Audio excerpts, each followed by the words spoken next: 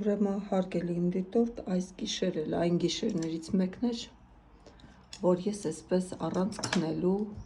հաշվարկների ու քարտերի մեջ լուսացրեցի, որովհետև ինձ ուղղել էին շատ հետաքրքիր հարց, հարցը այսպիսին էր, ուրեմն Ստեփանակերտի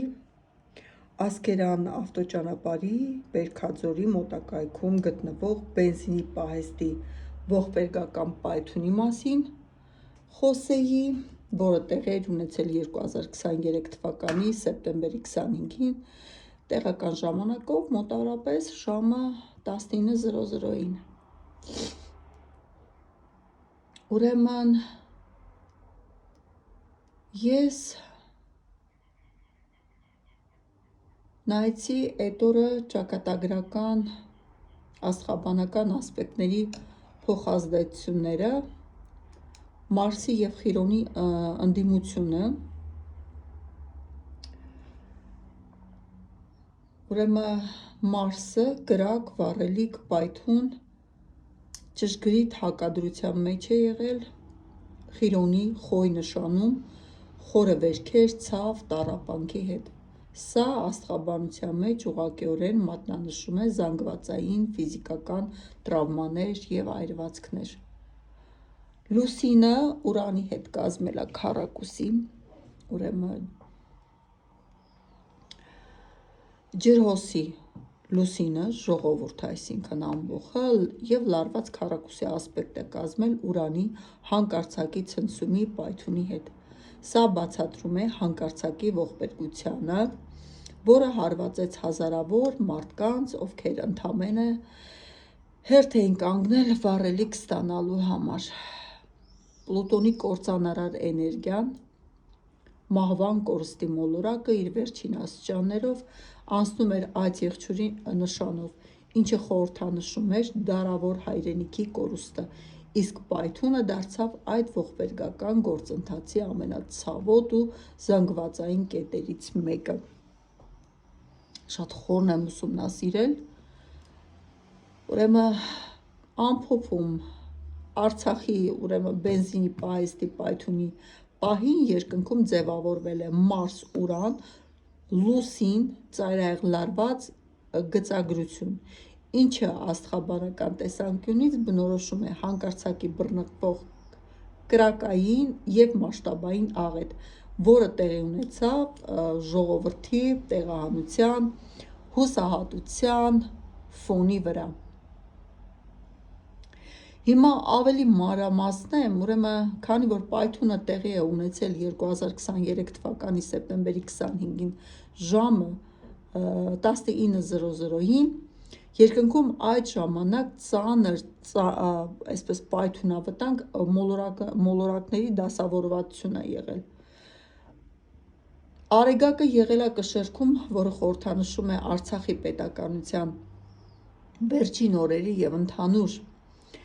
հավասարակշռության կտրուկ տապալում։ Լուսինը ջրհոսում ուղղակիորեն ցույց է տալիս ժողովրդի հոգեվիճակը, քաոս,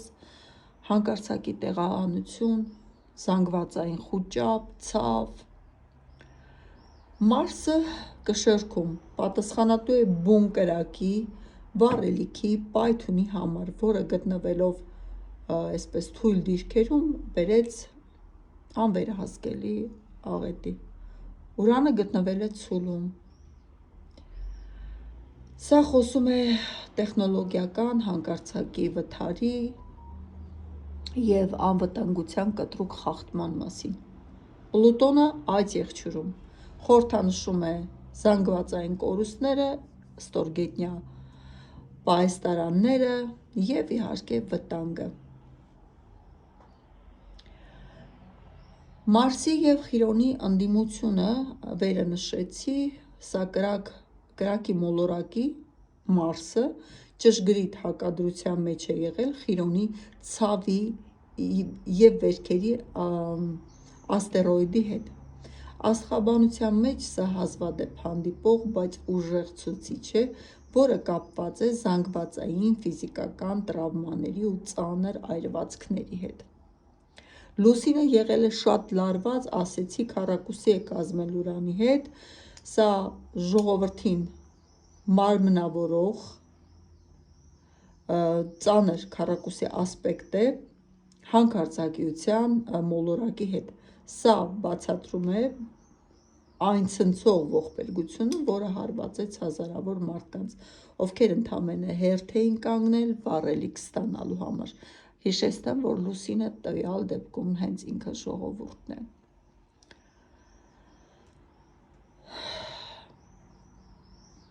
Եթե մենք նայում ենք ավելի խորացված քարտեզը, կապում ենք պատճառների, պայմանավորվածությունների, հանգամանքների հետ, քարտեզը այս տեսքն է ունենում։ Բերում է պատճառների և դրանում տարբեր քաղաքական դեմքերի կամ ուժերի հնարավոր ներգրավվածություն։ Ավելի մանրամասն եմ ասածս։ Պաշտոնական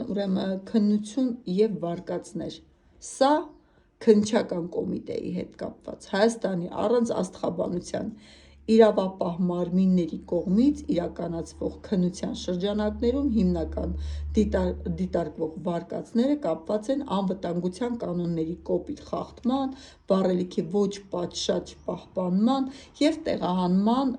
քաոսային պայմաններում առաջացած այսպես հրդեհ։ Կա նաև, որ եղել է դիվերսիա, տարբերակ տեղահանման օրերին, հարության շրջանում շրջանառվում են վարկածներ ադրբեջանական կողմի հնարավոր դիվերսիոն գործողության մասին, սակայն պաշտոնական քննությամբ հաստատված ապացույցներ չկա, որովհետև ամեն ինչ վերաբերվում է այսպես Ադրբեջանին։ Ասենք առաջ, եթե մենք նայում ենք, արդյոք սա կապ ունի Հայաստանի ղեկավարության, Ադրբեջանի ղեկավարության հետ, մեզ համար շատ բան ուղղակի պարզ է դառնում, բացատրեմ։ Քանի որ այս հարցում ի դեպ ասեմ, որ ընդդիմությունն էլ է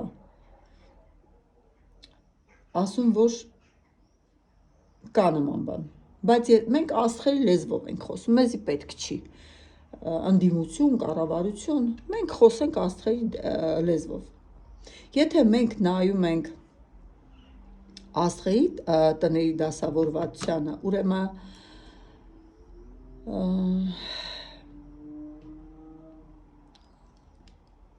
Ստեփանակերտի կոորդինատներով նայենք, ծակող նշանը ուրեմն գտնվում է խոյի վերջին աստիճանում կամ ցուլի սկզբում։ Սա նշանակում է 8-րդ տուն, ճգնաժամեր և կորուստներ։ Այս տանը գտնվում է Մարսը, ինչը ցույց է տալիս, որ աղետը կրում էր ֆիզիկական կործանման, հրդեհի և կյանքի կորուստի բնույթ։ 6-րդ տուն, պարտականություններ և ռեսուրսներ։ Արեգակի դիրքը հուշում է, որ խնդիրը կապված էր առօրյա, կենսական, ապահովման, ռեսուրսների, այսինքն վառելիքի կառավարման ճգնաժամի հետ։ Գալիս ենք 11-րդում, հանրություն և պլաններ։ Լուսնի դիրքը այս տանը շեշտում է, որ աղետը հարվածեց հենց զանգվածներին, հասարակ ժողովրդին, որը հավաքվել էր մեկ ընդհանուր նպատակի շուրջ՝ ունենար վառելիք, որ գար տուն։ Եթե մենք այսպես նայում ենք աստղերի էներգետիկան ու ոմանց էներգետիկան, որպեսզի տեսնենք կար դավադրություն, կար դավաճանություն սեփական ժողովրդի հանդեպ, ուրեմն պատկերը այսպիսին է լինում։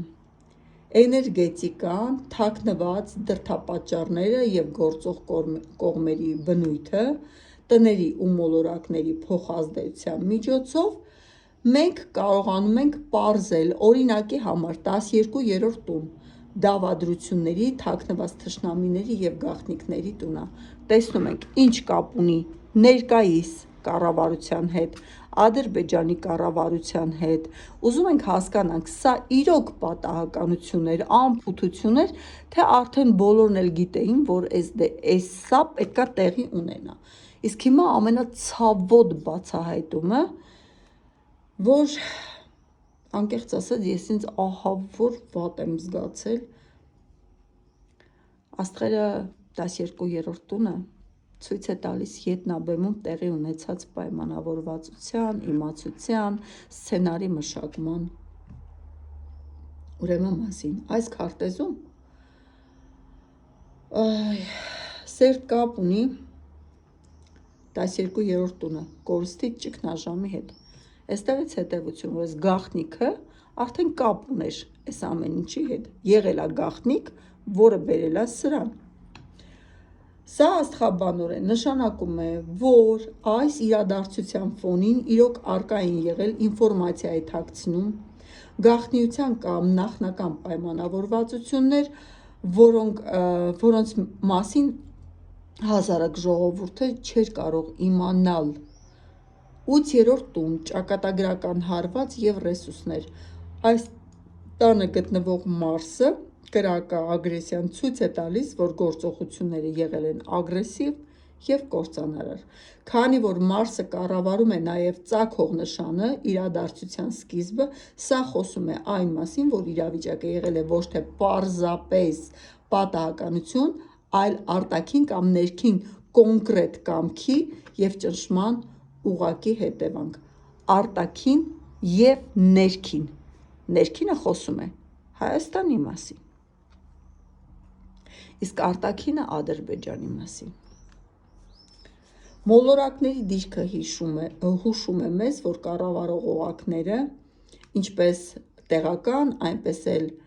վերնախավային, գտնվել են ուժեղ ճնշման տակ և ունեցել են ինֆորմացիայի հոսքեր, որոնք հասանելի չեն եղել սովորական ժողովրդին։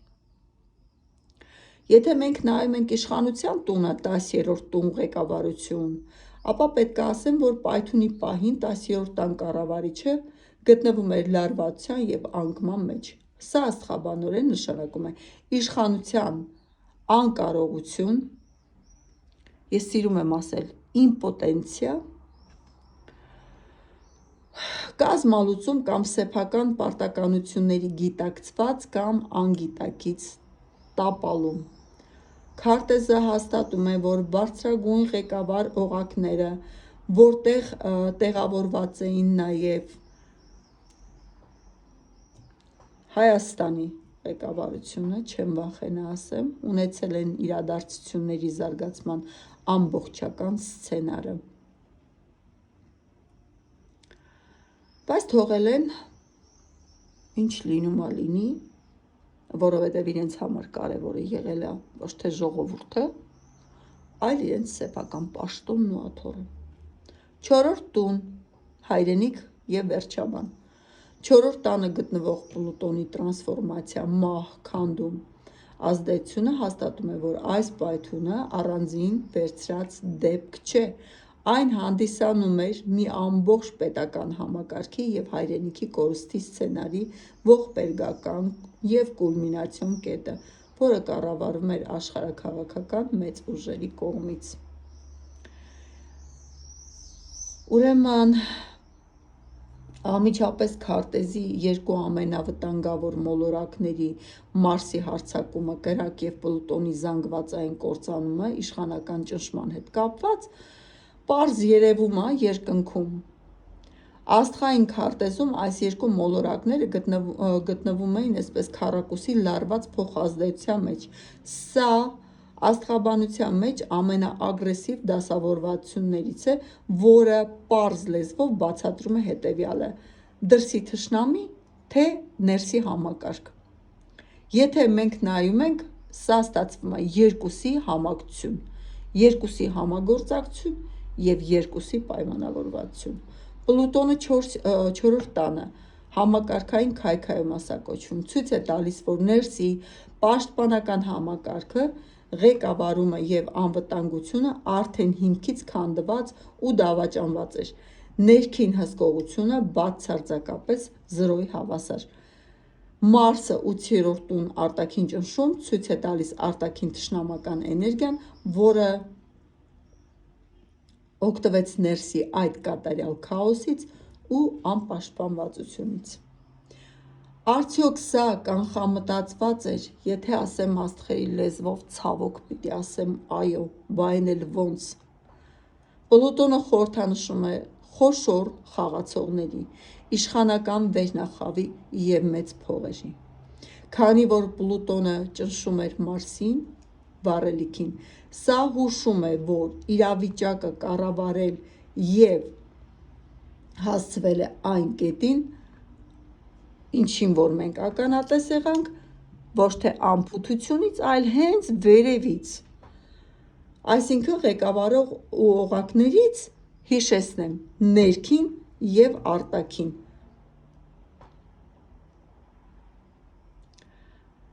Նախօրոք գիտեին արդյոք այս ամեն ինչի մասին։ Քարտեզի գլխավոր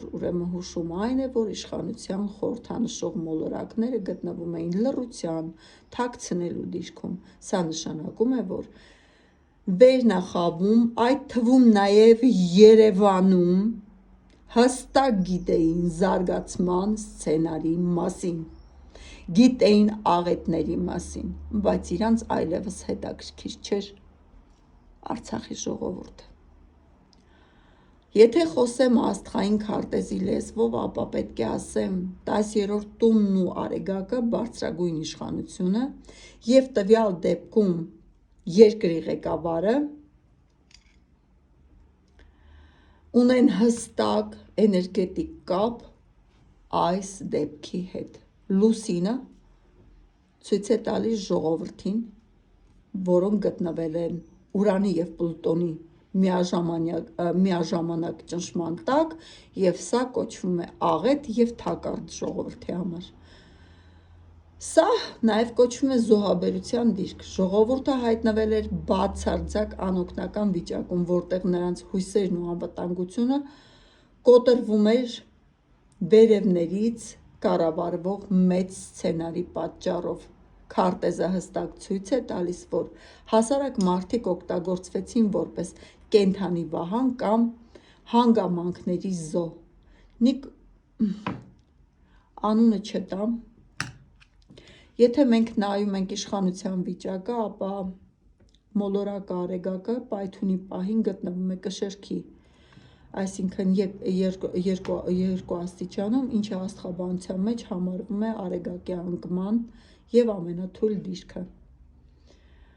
Բացարձակ թուլություն և ձեռքերի լվացում։ Սա ցույց է տալիս,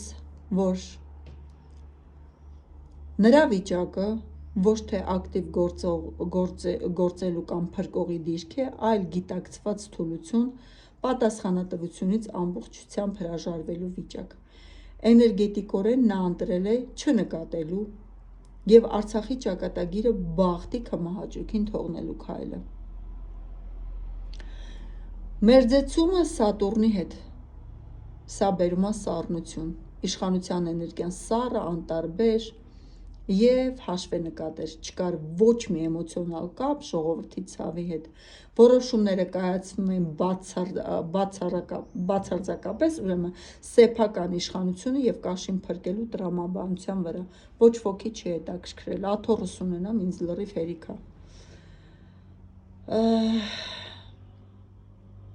Եթե մենք ուզում ենք տեսնել արդյոք վախեցած էին, թե ուղղակի չէին կարողանում տիրապետել իրավիճակին կամ գուցե տիրապետում էին իրավիճակին, ապա քարտեզի 10-րդ տանը, սա ղեկավարի, կառավարիչի տունն է, գտնվում էր թաքնված ու ստվերային դիրքում։ Սա հուշում է, որ ներքուստ կար մեծ վախ սեփական աթոռը կորցնելու և հանրային բունտի առաջ կանգնելու հանդեպ։ Սակայն միևնույն ժամանակ քարտեզը ցույց է տալիս, որ ամբողջությամբ տեղյակ էր պրոցեսների ընթացքից։ Նրա համար սա անսպասելի աղետ չէր, նա գիտեր Արցախի հանձնման և էթնիկ զտման այս փուլը ուղեկցվելու է քաոսով և այրենով, բայց աստղային դիրքերն ապացուցում են, որ կար նախնական համաձայնություն չմիջամտել և թույլ տալ, որ աղետը տեղի ունենա։ Այսինքն այնքան ապաշնոր են, որ այնտեղ վերևից սեղմել են, որ ինչ ուզում ենք անենք, չփորձեք միջամտել։ Լավ էլ տեղյակ են եղել։ Եթե խոսենք աստղային քարտեզի լեզվով, ապա ցանկացած խոշոր աղետ կամ ողբերգական դեպք հենց այդ պահին ձևավորված մոլորակային դասավորվածությունը թողնում է իր երկարաժամկետ կնիքը այդ երկրի առաջնորդի վրա, ինչի համար, ուրեմն Պլուտոնի կնիքը իշխանության տրանսֆորմացիան, այս քարտեզում ամենաազդեցիկ մոլորակներից մեկը Պլուտոնն է, իշխանության ճնշում զանգվածային ճգնաժամեր, որը գտնվում է իր անցումային վերջին աստիճանում։ Աստղաբանության մեջ սա նշանակում է, որ տվյալ առաջնորդի իշխանությունը այլևս չի կարող հենվել ժողովրդի սիրո կամ բնական հեղինակության վրա։ Այս ողբերգությունից հետո նրա իշխանության պահպանումը աստղաբանորեն դառնում է բացարձակապես արդեն ոչ թե ժողովրդի սիրելի, այլ ուժային վարչական և ճնշողական ապարատի օգնությամբ կարողանալ պահել իր աթոռը, ինչի մենք ականատես եղանք, մինչև այսպես ներքնահագուստը ուներ ախրանը։ Շարժվում էր ոստիկանների, թիկնապահների օգնությամբ ու մինչև ներքնահագուստը այսպես զինված, վախեցած ականատես եղել ենք, ոչ մի բան այս կողմ են կողմ չեմ ասում, ես մաքսիմալ անկեղծ եմ իմ ժողովրդի հետ, իսկ իրենք ինձ չեն հետաքրքրում։ Ուրեմն ուրանի հանկարծակիությունը քարտեզում լուսնի, ժողովրդի և ուրանի հանկարծակի պայթյունները, հեղափոխությունների, լարվածության քառակուսի կամ կապը ցույց է տալիս, որ նրա իշխանության համար ամենամեծ վտանգը միշտ լինելու է անսպասելիությունը։ Սրան մենակ հանկարծակի բերելով կարանք սրահախից գանք, հենց հիմա էլ նույնիսկ։ Սատուրնի սառեցնող էֆեկտը ինչու է դեռ այսպես իշխանության մնացել։ Իշխանության տան կապը Սատուրնի սահմանափակումներ, սառնություն, դիմացկունություն բացատրում է, թե ինչու չնայած նման աղետների իշխանության արագ անկում տեղի չունեցավ։ Սատուրնը տալիս է սառեցման էներգիա, սա նշանակում է, որ հասարակության մեջ ներարկվել է մեծ ապաթիա, հուսահատություն և էներգետիկ սպառվածություն։ Նման աղետներից ժողովուրդը արդեն հոգնում է և այլևս հուսահատ է լինում և պայքարելու ցանկություն չի ունենում։ Ահա թե ինչի համար են աղետներ սարքում ժողովրդի գլխին։ Շատերը գուցե վախենում են արդեն, ասում են գոնե այսպես էլ ապրենք լավ է։ Բայց եթե խոսելու լինեմ ոչ թե նատալ քարտեզով, այլ այն աստղագիտությամբ, որը հիմա ես սովորում եմ, ես հիմա սովորում եմ 3 տեսակի աստղագիտություն, որը Հայաստանում չկա, ոչ ոք չի սովորել, աստղագիտության միջոցով ես սովորում եմ տեսնել կա արդյոք նեգատիվի առկայություն տվյալ մարդու վրա, թե ոչ, սովորում եմ աստղագիտության միջոցով պարզել կա հիվանդություն, հիվանդությունը ինչ փուլում է և ինչպես կգնա բուժումները, կբուժվի մարդը, թե ոչ, և շատ հին աստղագիտություն եմ ուսումնասիրում, որ Հայաստանում այս 3-ն էլ չկան։ Իմ ուսումնասիրած աստղագիտության անունը չեմ ասում, բայց ես նայել եմ նաև դրանով քարտեզը, որը կառուցվել է չասեմ որ պահին, ես կասեմ մենակ մի բան, որ իշխանությունը 10-րդ տան կառավարիչը Վեներան է, որը նույնպես գտնվում է խեցգետինում։ Արդյոք կար կանխամտածված դավաճանություն և նախնական իմացություն։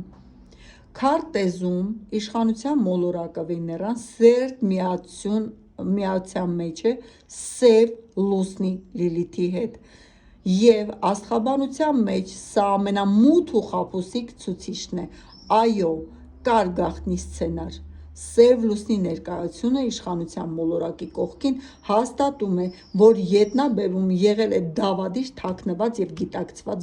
գործընթաց։ Նախօրոք գիտեին, մոլորակների դիրքը հուշում է, որ տեղեկատվությունը եղել է, բայց միտումնավոր, մանիպուլացվել կամ թաքցվել է ժողովրդից, իշխանությունը գործել է սեփական շահերից ելնելով և ոչ թե մարդկանց անվտանգությունը ապահովելով։ Եթե մենք նայում ենք այժմյան ղեկավարի դիրքին, ապա թուլություն և կախվածություն է բերում։ Վեներան խեցգետնում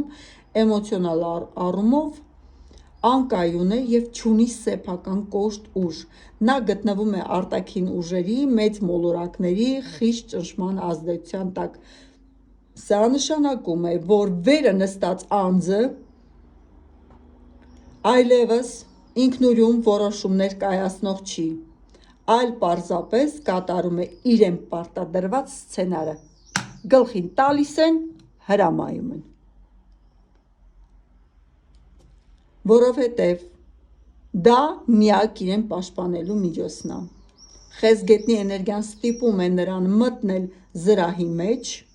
Նրա միակ նպատակը հիմա ոչ թե երկիրը զարգացնելն է, այլ իր անձնական անվտանգությունն ու աթոռը պահելը, քանի որ ներքին վախերը շատ մեծ են, որ աթոռը կորցնի, բայց իր հետ ինչ է լինելու։ Եթե մենք նայում ենք դավաճաններին ըստ քարտեզի, ապա դավաճանների 7-րդ տունը կառավարում է Սատուրնը, որը գտնվում է Խոյի նշանում։ Սա ուղիղ ցույց է տալիս, որ դավաճանական սխեման ունի արտաքին ագրեսիվ աղբյուր՝ Խոյի Սատուրնը և կոշտ ռազմական ճնշումն է։ Բայց ամենակարևորը իշխանության մոլորակը Վեներան քարտեզում գաղտնի ասպեկտով կապված է այդ արտաքին ճնշման հետ, այսինքն արտաքին թշնամին, ադրբեջանցին և ներքին ղեկավարությունը, այժմյան կառավարությունը նույն շղթայի մեջ են։ Մեկը ճնշում է մյուսին, մեկը ընդունում է որոշում, մյուսը փորձում է դիմակայել այդ ճնշմանը, կատարելով հրամանները։ Եվ թե ինչքան պետք է ժողովրդին զոհա բերեն, հլը դեռ պարզ չի։ Եթե մենք նայում ենք նույն քարտեզով այս ողբերգական դեպքը, ապա կանխամտածված կառավարող քաոսի արդյունք է եղել, որտեղ իշխանություն ունեցել է հստակ, բայց թաքնված դերակատարում։ Ուրեմն այս քարտեզի ամենակարևոր առավելությունը նա է, որ նույն րոպեին մենք կարողանում ենք պարզել, թե որ մոլորակը ինչ կապի մեջ է որ մոլորակի հետ, ուստի այս դեպքում ես ուզում եմ նաև ձեզ ասել, թե երբ իշխանության մոլորակը սև լուսնից դուրս կգա կամ սև լուսնի ազդեցությունը կհեռանա, ու մենք այսպես կտեսնենք ամբողջ իրականությանը, ես անհամբեր սպասում եմ այդ օրվան, հավատացեք, այդ օրը գալու է։ Եթե սև լուսինը հեռանում է իշխանության մոլորակից, Վեներան և սև լուսինը գտնվում են հիմա միմյանց մոտ 4 աստիճան հեռավորության վրա։ Եթե այս աստղաբանությամբ մենք նայում ենք, սա նշանակում է, որ այս մութ, դավադիր, մանիպուլյատիվ շրջանը, երբ ամեն ինչ կառավարվում է ետնաբեմից, իր գագաթնակետին է միանալու ևս 4 ժամանակային միավոր։ 4 ժամանակային միավորը բերում է ընդամենը 4 ամիս և գալիս ենք նորից հասնում ենք այն կետին, որ ոնց որ ասել եմ, հոկտեմբեր, նոյեմբեր, դեկտեմբեր, արդեն սեպտեմբերից սկսած լինելու է շատ ճակատագրական, մենք ունենալու ենք այսպես ինֆորմացիա, այսպես բաց դրվելու է սեղանի վրա, ձայնագրություններ, թղթաբանություններ, ստորագրություններ, ետնաբեմի այսպես կուլիսային խաղեր, մենք բոլորս տեղյակ ենք լինելու։ Փառք Աստծո, նույնիսկ այս այսպես մոլորակների հաշվարկը, այս տեխնիկան դարձյալ հաստատում է նատալ կարտերի տեխնիկան, ինչը որ ես նախորդ արել էի։ Ուրեմն այսինքն մոտակա 4 ամիսների ընթացքում երկնքում և երկրում սպասվում են ստորգետնյա ինֆորմացիոն մեծ պայթյուն, որը կսկսի պատռել իշխանության դիմակները։ Մարսի մուտքը իշխանության կտրուկ ցնցում է բերելու։ Ուրեմն քարտեզում փոփոխությունների հիմնական շարժիչը Մարս մոլորակն է, որը մոտենում է իշխանության տանը։ Սա հուշում է, որ 8-ից 9 ժամանակային միավորի ընթացքում, ինչը համապատասխանում է իմ ասած 2027 թվականի սկզբին, տեղի է ունենալու կտրուկ, ագրեսիվ և անդառնալի բախումներ իշխանության համար։ Սա այն ժամանակահատվածն է, երբ ներկայիս առաջնորդի էներգետիկան այլևս ի վիճակի չի լինելու պահել արտաքին ուրեմն պահել իր ներկայիս դիրքը ինչ է լինելու երբ իշխանության մոլորակը դուրս գա սև լուսնի ազդեցությունից մեր երկրում սկսվելու է մաքրման փուլը սակայն քարտեզը զգուշացնում է Սատուրնի արտաքին թշնամու ճնշումը Հայաստանի վրա անմիջապես չի վերանալու նոր ձևավորվող ղեկավարությունը ստիպված է լինելու երկար ժամանակ մաքրել այն ծանր կործանարար հետևանքները որոնք թույլ են տվել ներկայիս իշխանությունը աստղերը հուշում են որ մենք հիմա գտնվում ենք այն մութ շրջանի վերջնագծում եւ մոտակա ամիսներին լինելու է մեզ համար ահավոր վճռորոշ Եթե մենք նայում ենք ուրեմն ինչպես ասեցի մեր նոր ղեկավարի հետ կապված ռազմական կոշտ ուժային կերպար է լինելու է Սատուրնի Մարսի ազդեցության տակ եւ չի այսպես վճռական է լինելու առաջի հերթին ստեղծելու է այսպես բանակ, ոնց որ ասել եմ, ուշադրություն է դարձնելու Հայաստանի սահմանների անվտանգությանը, դիվանագիտական դաշտերում բանակցությունների է դուրս գալու եւ փորձելու է կայունացնել երկրի վիճակը Ուրեմն քարտեզը զգուշացնում է, որ այս նոր ուժեղ կերպարը նույնպես բացարձակապես ազատ չի լինելու աշխարհաքաղաքական կախվածություններից Մարսը սերտ ասպեկտ ունի Յուպիտերի հետ, ինչը աստղաբանության մեջ խորհրդանշում է խոշոր արտաքին տերություններ կամ կայսրություններ։ Սա նշանակում է, որ նոր առաջնորդը գալու է արտաքին, լուրջ, աշխարհաքաղաքական կենտրոնի ամենայն հավանականությամբ հյուսիսային կամ ուժային մեկ այլ վեկտորից անմիջական աջակցության եւ համաձայնության նա կատարելու է երկիրը ռազմականացնելու եւ անվտանգային նոր համակարգեր ստեղծելու գործընթացին նրա գլխավոր առաքելությունը ըստ քարտեզի ուրեմն հիմնականում դերը լինելու է երկրի փլատակների հավաքելը եւ պաշտպանության վերականգնելը ես այս նոր ղեկավարի մասին արդեն խոսել եմ ինչ դեմք է լինելու եւ եթե հիշում եք նաեւ խոսեցի որ փուլային է լինելու ժամանակավոր կառավարություն խորհրդարան եւ այլը եւ նաեւ նշեցի որ ունենալու ենք այսպես ներսից եւ արդեն մենք տեսնում ենք որ Նիկոլի հետ կապված ասել եմ որ իր ԿՊ-ում կա շատ խելացի հետաքրքիր գիտեք որ նա որ ումը որ ես պատկերացնում եմ ինքն էլ առաջադրվել է բայց մի քանի հոգու հետագա այսպես եթե ժամանակավոր կառավարությունը այսպես ձևավորվի արդեն աշուն ավելի խիստ վիճակով այդ մարդը լինելու է այդ ժամանակավոր կառավարության մեջ բայց իսկական ղեկավարը կգա 2027 թվականի ձմռանը հունվար-փետրվար ամիսներին եւ կլինի ղեկավար 2027 թվականի մարտից սկսած մինչեւ փետրվար կներեք մարտից սկսված մինչեւ մայիս ամիս արդեն ինքը իր հաստատուն տեղը կգրավի չի լինելու ոչ նախկին ոչ ներկա հիշեցնեմ որ երևի դրսից ավելի շատ աշխատեն որ այդ մարդը լինի ղեկավար որովհետև իրեն մեջ տեսնում են այն անձին որ ունի ռեսուրսներ Հայաստանը փրկելու համար մտածում եք Սամվել Կարապետյան ոչ լինելու է 42-ից մինչև մաքսիմում 55 տարեկան գիտեք կարա ընդունենք 40 լինի մոտավորապես եմ ես ասում հա այսպես այդ տարիքի այսինքն երիտասարդ ղեկավար լինելու եւ շատ Հայաստանի համար դրական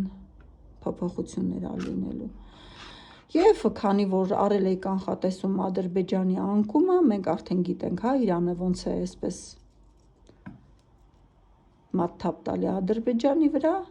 Սպասենք հետագա զարգացումներին։